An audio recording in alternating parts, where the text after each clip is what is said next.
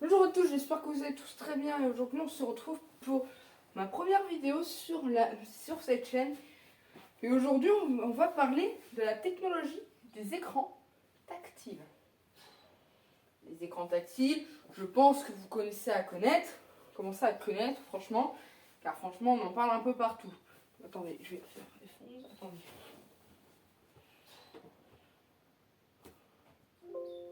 Ok, nickel. Du coup, je vais faire un 5. Hop là. Et donc voilà. Donc là, on va commencer avec la technologie des écrans. Du coup, voilà, la technologie des écrans. Attendez, je vais juste regarder vite fait le rec.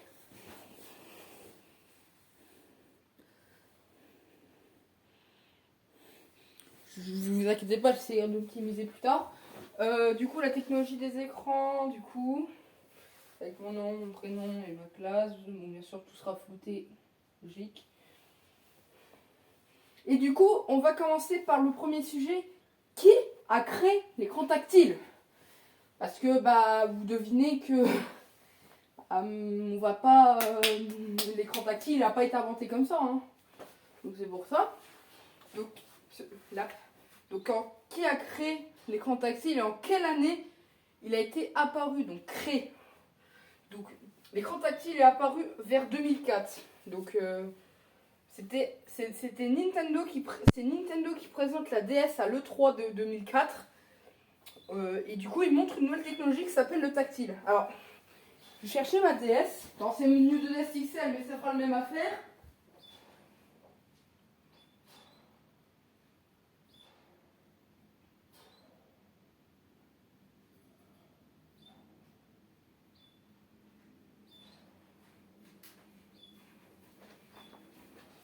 Ah, vous voyez, le tactile, il va marcher avec le doigt. Mais, vous voyez quoi, il va pas marcher non plus. Ça va pas s'utiliser avec votre doigt comme si c'était sur un smartphone ou autre. Donc du coup, il présente une nouvelle technologie. Nintendo faire ses expériences avec beaucoup inventé de choses, hein, franchement. Donc quelque chose qui s'utilise avec un stylet. Donc les stylets qui sont... parce que les vieux smartphones utilisaient des stylets. Donc du coup, c'était cool. Mais bon, c'est un peu chiant quoi. Si ça me bug, c'est de la merde.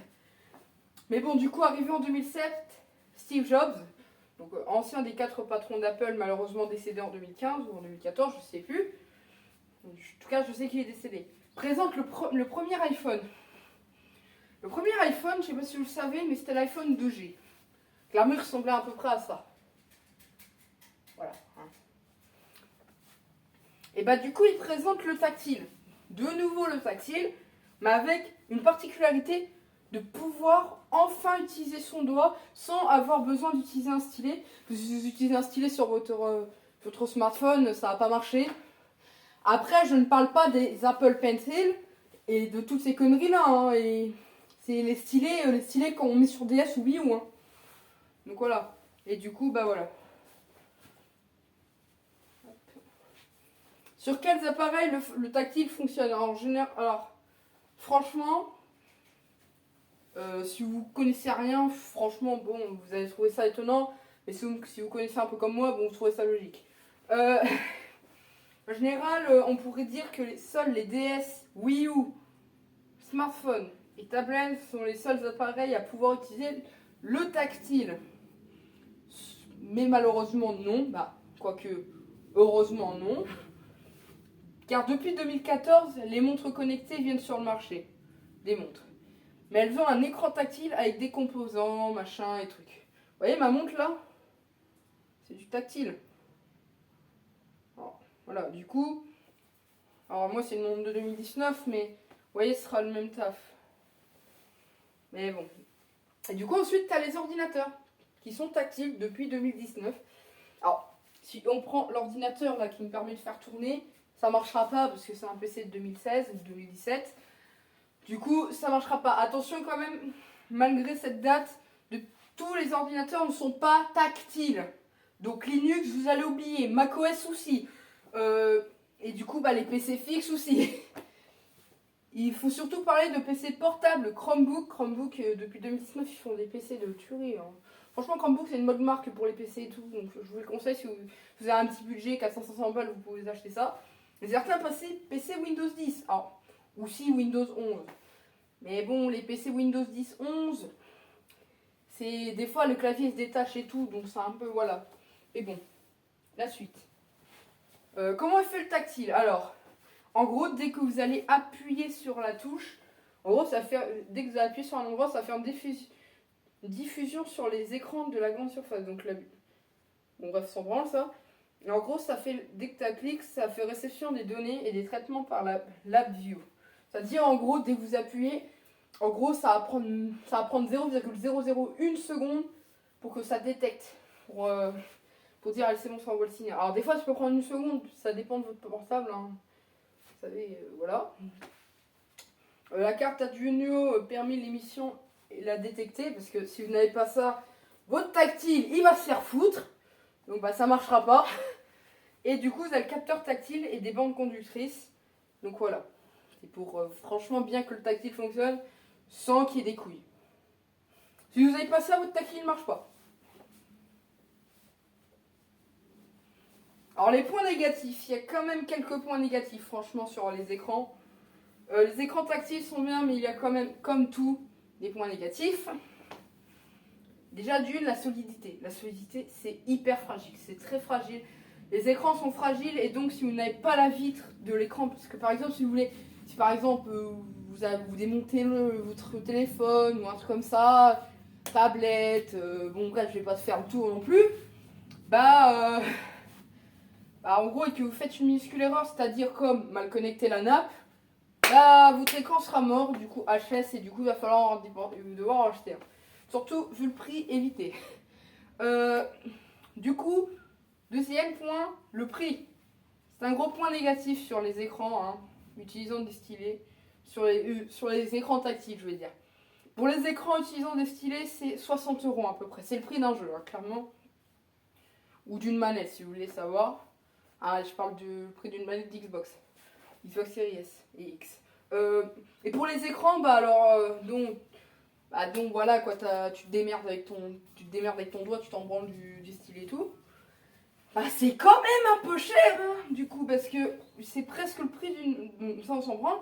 Parce que du coup, on peut utiliser son doigt, mais c'est quand même entre 80 € et 470 €.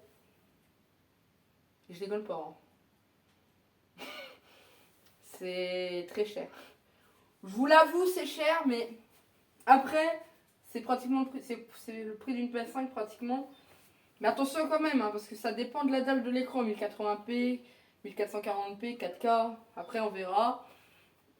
Et aussi de sa qualité, 60, 90 Hz, 60 Hz, 90 Hz, 120 Hz. Moi par exemple, mon portable 160 Hz, 120 Hz, 144 Hz aussi, parce qu'il y a des portables 144 Hz comme les ROG Phone. Je crois que c'est le ROG Phone 6. Bref, vous pourrez voir, hein, sur internet, hein, je ne vais pas non plus vous dire. Mais bon, bref. Aussi, il y a le QLED à bien savoir, hein, parce que oui, hein, il y a des écrans QLED. Après, même si je vous avoue, QLED pour l'instant, il n'y a aucun écran QLED. Les écrans QLED, c'est surtout sur les écrans comme un écran de smart, de télé, du coup. De l'OLED, il y en a sur les iPhones et sur pratiquement tous les appareils. Le mat, et le LCD, pardon. Du coup, le LCD, je pense que tout le monde connaît. Le mat, et s'il est brillant. Et aussi, ça dépend de sa taille, parce que si l'écran, il fait genre la taille d'un écran d'une DS, voilà quoi, ça coûtera pas trop cher, mais après, voilà. Ça dépend. Et ensuite, les points positifs. Alors déjà d'une, il y a quand même un peu plus de points positifs que de négatifs. Bon, j'ai pas mis tous les points négatifs et positifs, sinon la vidéo va durer 4 heures. Et c'est pas mon but. Du coup, déjà pour commencer, les points positifs. 1. Son épaisseur, c'est les épaisseurs d'écran tactile. C'est extrêmement fin. Hein. C'est généralement son épaisseur entre 0,1 et 0,9 mm. C'est très fin, clairement. Pour vous dire, clairement, c'est hyper fin. Donc vous inquiétez pas, pour ça vous n'aurez pas de soucis. Pour l'épaisseur et tout, tranquille. Si par exemple vous faites un technique et tout, il n'y a pas de soucis. Ensuite, deuxième, c'est son poids. C'est assez léger franchement. C'est entre 24 et 120 grammes, donc c'est un peu le poids d'une souris, donc ça va. Ah, 120 grammes, hein, parce que 24, t'as rien. Mais 24, c'est comme la taille d'un écran de smartphone, d'un petit écran de smartphone, ou d'un écran d'une DS. Mais sinon, après, si vous parlez de PC portable, bah là, ça sera pas pareil, quoi. Donc du coup, bah, c'est assez léger pour la taille de certains écrans, du coup. Et puis 3, bah, l'innovation, quoi. Clairement, les écrans tactiles, c'est une tuerie, hein. Alors, je parle aussi des écrans, parce que pas que des écrans tactiles, des écrans. Parce qu'on va préciser de certaines marques que limite on n'aurait jamais cru. Alors, en 2019, bah, c'est l'innovation du coup. En 2019, Motorola sort le premier smartphone pliable du monde. C'est le Motorola Razr. Alors c'était juste incroyable en 2019, en 2023 c'est toujours incroyable, mais un peu moins parce que t'en vois un peu plus. Mais franchement, ça coûte cher, hein. Ça coûte 1000 balles un écran pliable, je vous rappelle. Donc voilà. Et bah du coup ça fait bien le taf. Après, je vous avoue, c'est Motorola. C'est pas Samsung. Et en 2020, bah t'as Samsung qui sort le Galaxy Z Flip. Ou en 2021, je sais plus. Bref, aussi en 2020, Samsung j'ai fait une erreur à Galaxy, ne jugez pas, qui sort son premier Galaxy Fold. Parce que c'est pas Galaxy Z Fold, avant c'était Galaxy Fold. C'est à partir du Fold 2 qui a ça changé, c'est passé du Galaxy Fold à Galaxy Z Fold 2. Bon, cassez pas les couilles, c'est Samsung, bref. Et du coup, qui a la particularité de se transformer d'une petite tablette à peu près de 9-10 pouces, donc c'est assez pas mal, c'est la taille d'un iPad à peu près. Un iPad mini, hein, je suis gentil. Et aussi, on peut très bien le transformer en un smartphone d'un écran de 6 pouces, je crois, donc c'est clairement assez grand. Le taux de rafraîchissement, je crois qu'il est 90 Hz, bon bref. Vous pourrez regarder, hein, parce que j'ai pas tout sous les yeux, hein, je vous rassure. Mais bon. Et du coup, bah clairement, ça coûtait à l'époque 2000-3000 balles. Maintenant, c'est 1500, donc c'est quand même moins cher pour le Galaxy Z Fold 4. Et le Galaxy Fold, il coûtait 3000 à l'époque. C'était cher, hein, je vous avoue. Et du coup, bah, en 2022, donc fin année 2022, c'était en novembre ou en octobre, bah, t'as Asus, une marque très réputée, bah, qui sort le premier ordinateur avec un écran pliable. Alors, c'est incroyable, mais je vous mettrai des extraits de à quoi ça ressemble, mais c'est incroyable. Je vous jure, c'est une tuerie, hein. Ça, vous pourrez voir.